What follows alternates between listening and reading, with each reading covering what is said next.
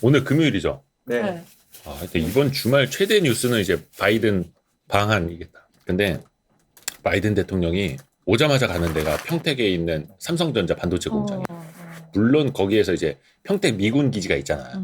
미군 기지가 있으니까 뭐 오산공항인가 하여튼 그쪽으로 내려갖고 바로 가면 되니까 가까워서 그런 것도 있는데 되게 상징성이 있지. 반도체 공장부터 간다라는 거. 근데 미국에서도 바이든 대통령이 그거 있잖아. 왜 웨이퍼 판 이렇게 들고 몇 번 이야기했잖아. 이게 바로 우리 안보라고. 반도체가 곧 경제 안보라고 엄청 강조를 하잖아. 그래서 약간 이번에는 메시지가 경제 협력, 그다음에 뭐 중국 견제, 북한 리스크 점검 이런 것도 있는데 경제적인 안보 점검, 경제 안보 강화, 약간 그런 목적도 있는 것 같아.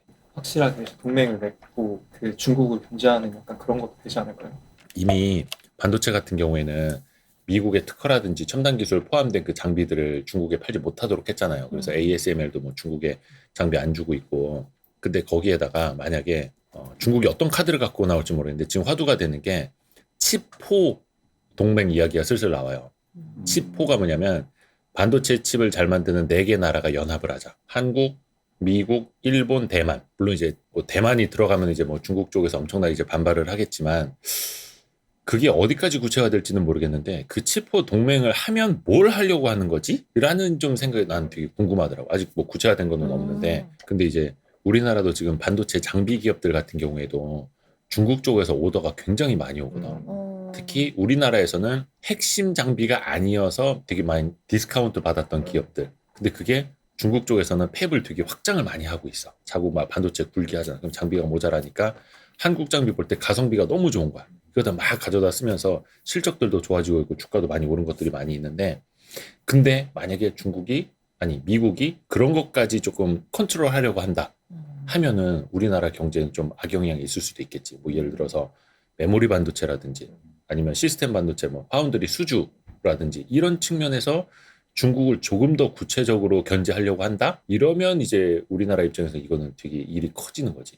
설마 이렇게 그럴 가능성은 되게 희박하다고 보는데 왜 우리나라 자동차 뭐 중국에 팔지 마라 이런 거랑 똑같은 거니까 그럴 가능성은 없지만 칩4 동맹을 만드는 걸 그냥 얘들아 우리 친목회의 하자 이거 아닐 거 아니야. 그치. 뭔가 목적이 있을 텐데 그게 조금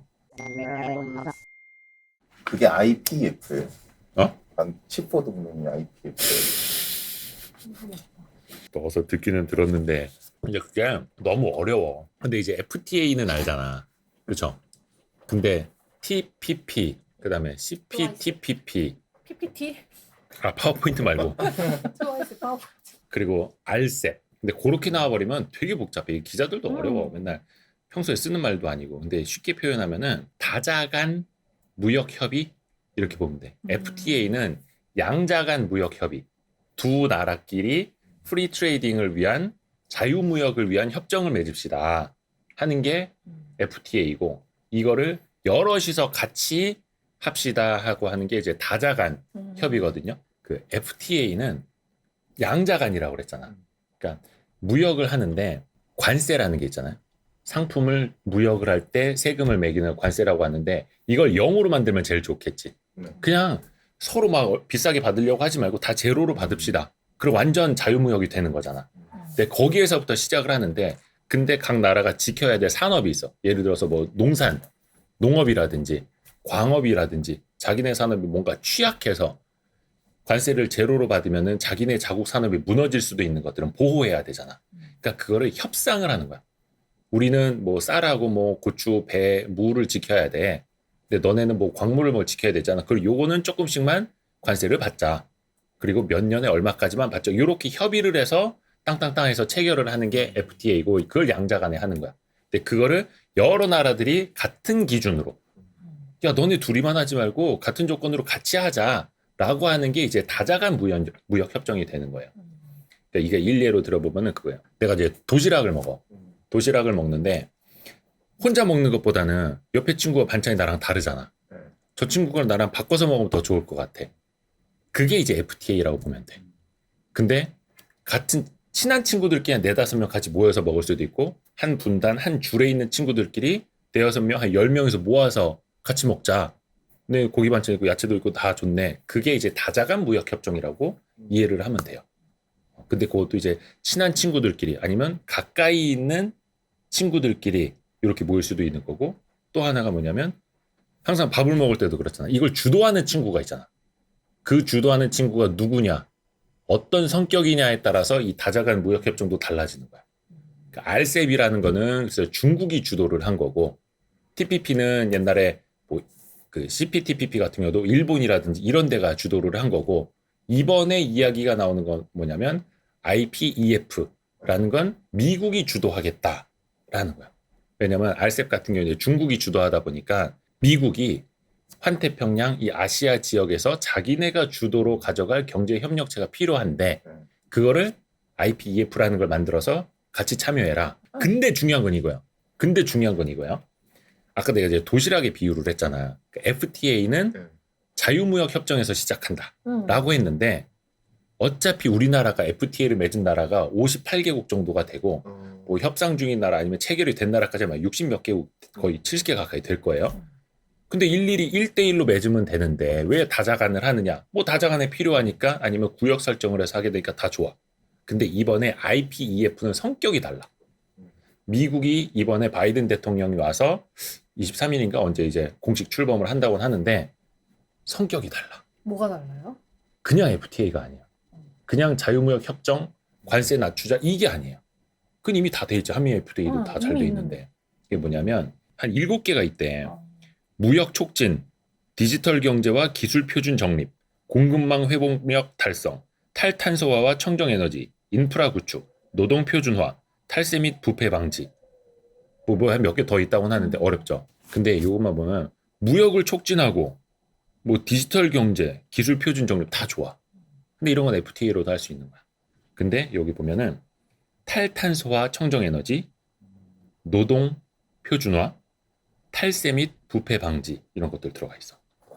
근데 여기에 중국은 참여를 안 해. 못 하는 건지 안 하는 건지 하여튼 안 껴주는 건지. 그러면 미국 입장에서 이거를 중국을 견제하고 뭔가 배척하는 수단으로 활용을 할 수가 있다는 거예요. 그게 가장 크게 FTA랑 또 다자간 무역 협정이랑 차이가 가장 큰 지점이에요. 그게. 그 여기 보면은 그래서 이게 뭐 무역을 어떻게 하죠? 관세를 이거 아직 구체화된 게 별로 없거든요.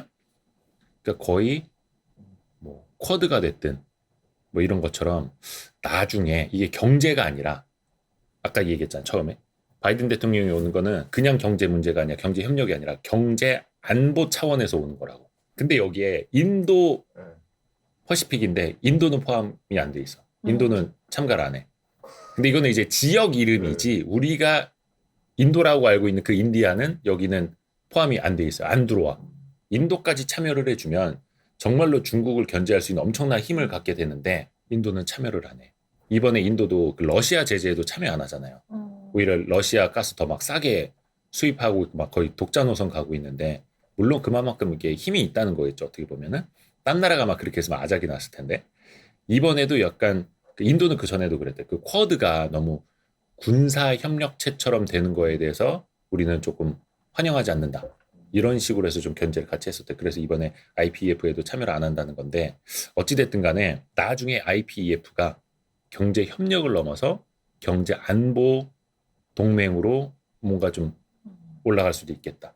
근데 우리나라가 중요한 건 여기에 공식적으로 참여를 한다. 그럼 어떻게 될까? 좋기는 하겠지. 중국은 싫어. 그렇지. 중국은 엄청 싫어하겠지. 그러면 나중에 중국이 우리나라한테 또 어떤 해악을 끼칠지, 혹시나 보복을 할지가 또 걱정이 되는 거예요. 물론 이제 대통령실에서 브리핑하기로는 이거는 중국을 배척하기 위한 가입이 아니다라고 이야기를 하는데, 순진한 건지 아니면 그냥 국민이나 중국을 안심시키려는 건지는 모르겠어. 근데 그 염려조차도 없을까? 염려는 당연히 있지. 그러니까 우리는 이게 끼인 나라다 보니까 되게 이게 숙명적으로 좀 힘든 부분이기는 한데, 그래서 한중 FTA를 뭐 어떻게 또 다시 뭐 고도화하는 방안도 뭐 논의를 할 것이다. 뭐 이런 이야기. 왜냐면 저쪽에 당근을 주면 또 이쪽에도 당근을 줘야 되는 게 우리나라 입장이기도 하고 해서 그런 쪽도 좀 추진을 한다고는 하는데, 예, 좀 그거는 지켜봐야 될 것 같아요.